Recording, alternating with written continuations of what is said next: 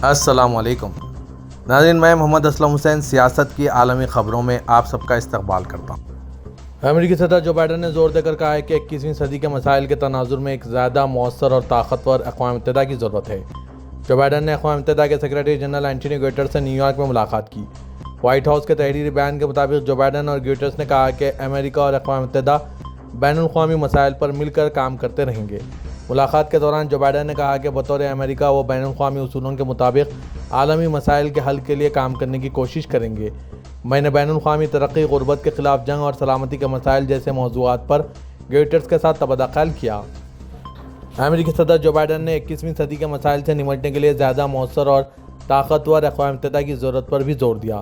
بیان میں کہا گیا کہ امریکی رہنما نے پیغام دیا کہ عالمی مسائل کے حل میں اتحادیوں کے ساتھ تعاون جاری رکھیں گے۔ اقوام متحدہ کے سیکریٹری جنرل اینٹونی گوٹرس نے خبردار کیا ہے کہ لبنان، اسرائیل اور عالمی برادری لبنان کے نئے غازہ بننے کے متحمل نہیں ہو سکتے۔ اقوام متحدہ کے رکن ممالک کے رہنماؤں اور اعلیٰ سطحی نمائندوں کو ایک ہفتے کے لیے نیو یارک میں یکجا کرنے والا اقوام متحدہ کی جنرل اسمبلی کا 79واں اجلاس کل سے شروع ہوا۔ یہ سیشن 79ویں اقوام متحدہ کی جنرل اسمبلی کے چیئرمین کیمرون کے فلیمون یوئن کی صدارت اقوام متحدہ کے سیکریٹری جنرل اینٹونی گوٹرس کی تقریر سے شروع ہوا۔ اینٹونی گوٹرس نے اس طرف اشارہ کیا کہ دنیا کسی طوفان اور بہت اہم تبدیلیوں کے دور سے گزر رہی ہے۔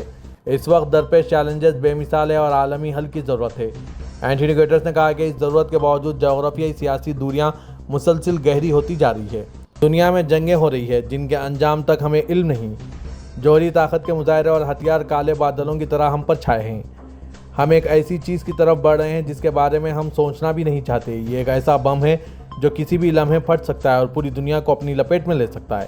اینٹونی گوٹرس نے اس بات پر زور دیا کہ دنیا کی موجودہ صورتحال غیر پائیدار ہے اور اس بات کی نشاندہی کی کہ درپیش چیلنجوں کا حل ممکن ہے اور اس کے لیے بین الاقوامی مسائل کے حل کے طریقہ کار کو مؤثر ہونا چاہیے۔ اقوام متحدہ کے سیکریٹری جنرل نے انتباہ دیا کہ دوسری جانب غزہ کی صورتحال کبھی نہ ختم ہونے والے کسی ڈراؤنے خواب کی طرح ہو گئی ہے اور اس کے پورے خطے کو لپیٹ میں لینے کا خطرہ موجود ہے۔ انہوں نے کہا کہ اس چیز کا اندازہ کرنے کے لیے لبنان کی طرف دیکھنا ہی کافی ہوگا۔ لبنان، اسرائیل اور یورپی دنیا لبنان کے ایک نیا غازہ بن جانے کی متحمل نہیں ہو سکتی۔ لبنان کی مزاحمتی تحریک حزب اللہ کی جانب سے اپنے سینئر کمانڈر ابراہیم قبوسی کی شہادت سے متعلق سامنے آئی خبروں پر بیان جاری کیا گیا۔ بین الاقوامی خبررساں ادارے کی رپورٹ کے مطابق حزب اللہ نے اپنے سینئر کمانڈر ابراہیم قبوسی کی شہادت کی تصدیق کی ہے۔ خبررساں ANC کے مطابق حزب اللہ کے جاری کردہ بیان میں کہا گیا ہے کہ ابراہیم قبوسی بیروت میں اسرائیل کے فضائی حملے میں شہادت کے رتبے پر فائز ہوئے۔ واضح ہے کہ اسرائیل غزہ کو قبرستان میں تبدیل کرنے کے بعد لبنان میں خون کی ہولی کھیلنے میں مصروف ہو گیا ہے۔ لبنان کی شہری آبادیوں پر ہزاروں میزائل داغے گئے ہیں۔ شہادتوں کی تعداد 570 سے تجاوز کر گئی ہے جبکہ 2000 سے زائد زخمی ہو چکے ہیں۔ رپورٹ کے مطابق لبنان پر اسرائیل کی جانب سے کی جانے والی وحشیانہ بمباری کے بعد سینکڑوں لبنانی شہری شام میں داخل ہو گئے ہیں۔ لبنان پر لائیو ٹی وی شو میں شریک ایک صحافی بھی میزائل حملے کا نشانہ بن کر زخمی ہو گئے۔ اسرائیلی حملوں کے پیش نظر لبنان میں تعلیمی اداروں کو بھی ایک ہفتے کے لیے بند کر دیا گیا ہے۔ گزشتہ رات اسرائیل کے فضائی حملوں میں 6 افراد ہلاک اور 15 زخمی ہو گئے۔ تل ابیب نے اعلان کیا کہ گزشتہ صبح اب تک ملک پر 2000 سے زائد بم گرائے جا چکے ہیں۔ گزشتہ رات اسرائیلی فوج نے دارالحکومت بیروت کے جنوب میں حزب اللہ کا اثر و رسوخ ہونے والے داہیہ علاقے میں ایک عمارت کو نشانہ بنایا تھا جو کہ ایک ہفتے کے اندر اسرائیل کا بیروت پر تیسرا حملہ تھا۔ اسرائیلی فوج کی جانب سے جاری کردہ تازہ ترین بیان میں دعویٰ کیا گیا ہے کہ داہیہ کے علاقے میں ہوئے حملوں میں حزب اللہ کے میزائل سسٹم کے سربراہ ابراہیم محمد قبوسی مارے گئے۔ فوج نے اعلان کیا کہ اس نے لبنان میں حزب اللہ کے ٹھکانوں پر وسیع حملے کیے۔ لبنان کی وزارت صحت کی جانب سے جاری کردہ تحریری بیان میں کہا گیا کہ ابتدائی نتائج کے مطابق گزشتہ رات بیروت کو نشانہ بنانے والے فضائی حملے میں 6 افراد ہلاک اور 15 زخمی ہوئے ہیں۔ اردن کے شاہ عبداللہ دوم نے کہا ہے کہ دنیا میں محاذ آرائی کے بغیر ایک لمحہ بھی نہیں گزرا، لیکن وہ اس سے زیادہ خطرناک وقت یاد نہیں کر سکتے جس کا ہم اس وقت سامنا کر رہے ہیں۔ اردن کے شاہ عبداللہ جو اقوام متحدہ کی 79ویں جنرل اسمبلی میں شرکت کے لیے نیو یارک میں ہیں، جہاں انہوں نے جنرل اسمبلی سے خطاب کیا۔ شاہ عبداللہ نے مشرق سطح میں ہوئے پیش رفت کی طرف اشارہ کرتے ہوئے کہا کہ اکثر وقت ہماری دنیا افراتفری کا سامنا کرتی ہے، لیکن مجھے اس سے زیادہ خطرناک وقت یاد نہیں ہے جس کا ہم اس وقت سامنا کر رہے ہیں۔ شاہ عبداللہ نے کہا کہ اقوام متحدہ کو ایک ایسے بحران کا سامنا ہے جو اس کی قانونی حیثیت اور تشخص کو دھکا لگا رہا ہے۔ اس پیش رفت سے عالمی اعتماد اور اخلاقی اقدار کے خاتمے کا خطرہ ہے۔ انہوں نے کہا کہ میں بین الاقوامی اداروں خصوصاً اقوام متحدہ کے ناپختہ ڈھانچے کی طرف توجہ مبذول کروانا چاہتا ہوں۔ غازہ اور فلسطین کے معاملے کے حوالے سے شاہ عبداللہ نے کہا کہ غازہ میں 7 اکتوبر سے کیے گئے بے مثال ظلم کو کسی بھی طرح درست قرار نہیں دیا جا سکتا۔ فلسطینیوں نے 57 سال سے زائد عرصے سے غاصبانہ قبضے، ناانصافی اور جبر کو برداشت کیا ہے۔ اسرائیلی حکومت نے تمام سرخ لکیریں عبور کر لی۔ شاہ عبداللہ نے کہا کہ عرب دنیا اسرائیل سے امن کے بدلے تعلقات کو معمول پر لانے کے لیے تیار ہیں، لیکن ایک کے بعد دیگر اسرائیلی حکومتوں نے تنازعات کا انتخاب کیا کیونکہ اسے گمان ہے کہ وہ خاص مراد کا حامل ملک ہے۔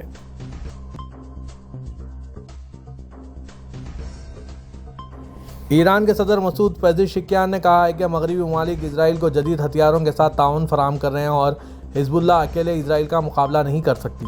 اقوام متحدہ کی جنرل اسمبلی میں شرکت کے لیے امریکہ کے شہر نیو یارک میں موجود مسعود نے CNN ٹیلی ویژن سے گفتگو میں خطے میں اسرائیلی جارحیت کے ممکنہ نتائج پر تبصرہ کیا۔ ایرانی صدر نے کہا کہ ہم لبنان کو اسرائیل کے ہاتھوں میں ایک اور غازہ بننے کی اجازت نہیں دے سکتے۔ حزب اللہ ایک ایسے نظام کا اکیلے مقابلہ نہیں کر سکتی جسے مغربی ممالک، یورپی ممالک اور امریکہ جدید ترین ہتھیاروں سے حمایت کر رہے ہیں۔ ایران کے صدر نے یہ بھی کہا کہ اگر اسرائیل کے حملے نہیں روکے گئے تو خطے میں ایک وسیع تر جنگ شروع ہو جائے گی۔ واضح کہ اسرائیلی فوج کل صبح سے لبنان کے جنوبی شہروں کے ساتھ ساتھ بقا اور بعلبک کے علاقوں پر سینکڑوں فضائی حملے کر چکا ہے۔ لبنان وزارت صحت نے اعلان کیا ہے کہ ان حملوں میں 558 افراد ہلاک اور 1600 سے زیادہ زخمی ہوئے ہیں۔ ملک کے جنوبی علاقوں سے دارالحکومت بیروت اور شمال کی طرف نقل مکانی کی لہر جاری ہے۔ لبنانی وزارت تعلیم نے ملک بھر میں تعلیم کا سلسلہ منقطع ہونے کا اعلان کیا اور وزارت داخلہ نے کہا ہے کہ ملک کے جنوب میں اسکولوں کو اسرائیلی حملوں کے نتیجے میں بے گھر ہونے والے شہریوں کی پناہ کے لیے کھول دیا گیا ہے۔ سعودی ولی عہد و وزیر اعظم شہزادہ محمد بن سلمان کو اردن کے فرمانروا شاہ عبداللہ ثانی کی جانب سے دونوں ملکوں کے تعلقات سے متعلق ایک مکتوب موصول ہوا۔ سرکاری خبررساں NCSPA کے مطابق سعودی نائب وزیر خارجہ انجینئر ولید بن عبدالکریم خلیجی سے آج چہارشنبے کو ریاض میں اردن کے سفیر ڈاکٹر ہاشم ابو الفول نے ملاقات کی اور مکتوب حوالے کیا۔ ملاقات کے دوران باہمی دلچسپی کے امور پر تبادلہ خیال کے علاوہ دو طرفہ تعلقات اور مختلف شعبوں میں انہیں بڑھانے کے طریقوں کا جائزہ لیا گیا۔ سعودی وزیر خارجہ شہزادہ فیصل بن فرحان نے چہارشنبے کو نیو یارک میں اقوام متحدہ کی جنرل اسمبلی اجلاس کے موقع پر GCC امریکہ کی مشترکہ وزارتی کمیٹی کے اجلاس میں شرکت کی۔ SPA کے مطابق اجلاس میں خلیج تعاون کونسل اور امریکہ کے درمیان شراکت داری اور تعاون کو بڑھانے کے طریقوں کا جائزہ لیا گیا۔ مشترکہ دلچسپی کے دو طرفہ اور علاقائی امور، خاص طور پر غازہ کی پٹی اور لبنان کی صورتحال پر تبادلہ خیال کیا گیا۔ اس موقع پر امریکہ میں سعودی سفیر شہزادی ریما بنت بندر، وزارت خارجہ انڈر سیکرٹری ڈاکٹر عبد الرحمان راسی اور دیگر حکام نے بھی شرکت کی۔ سعودی عرب، کویت اور متحدہ عرب امارات دنیا کے محفوظ ترین ممالک میں شامل ہیں۔ سروے کرنے والے ادارے گیلپ نے دنیا کے محفوظ ترین ممالک کی ایک فہرست جاری کی ہے جس میں عرب ممالک میں سے 3 ممالک کو سر فہرست رکھا گیا۔ گیلپ کے سروے کے دوران سعودی عرب، کویت اور متحدہ عرب امارات میں رہنے والوں نے بتایا کہ یہاں کے عام علاقوں میں دن اور رات کے کسی بھی اوقات میں آزادی سے گھومنے پھرنے میں محفوظ محسوس کرتے ہیں۔ عالمی سروے کرنے والی تنظیم گیلپ نے 24 سپٹمبر کو سال 2023 کی سروے رپورٹ جاری کی ہے جس میں کویت کو سب سے محفوظ ترین ملک قرار دیا گیا۔ کویت سے سروے میں شرکت کرنے والے شہریوں کو 99% تعداد نے کہا کہ وہ رات کے وقت کہیں سفر کرتے ہوئے یا اپنے گھر کے باہر چہل قدمی کرتے ہوئے یا کسی عوامی جگہ پر محفوظ محسوس کرتے ہیں۔ اس طرح سے سعودی عرب اور UAE سے سروے میں شرکت کرنے والے شہریوں کی بالترتیب 90 اور 92% تعداد نے سروے ٹیم کو بتایا کہ وہ اپنے اپنے علاقوں میں محفوظ محسوس کرتے ہیں۔ پاکستان کے وزیر اعظم شہباز شریف نے اقوام متحدہ کے سیکرٹری جنرل اینٹونیو گٹرز سے ملاقات میں عالمی برادری پر زور دیا کہ وہ فلسطینیوں کی نسل کشی پر مبنی مہم پر اسرائیل کو جوابدہ ٹھہرائیں۔ عرب نیوز کے مطابق یہ ملاقات آج چہارشنبے کو اقوام متحدہ کی جنرل اسمبلی کے 79ویں اجلاس کی سائیڈ لائنز میں ہوئی۔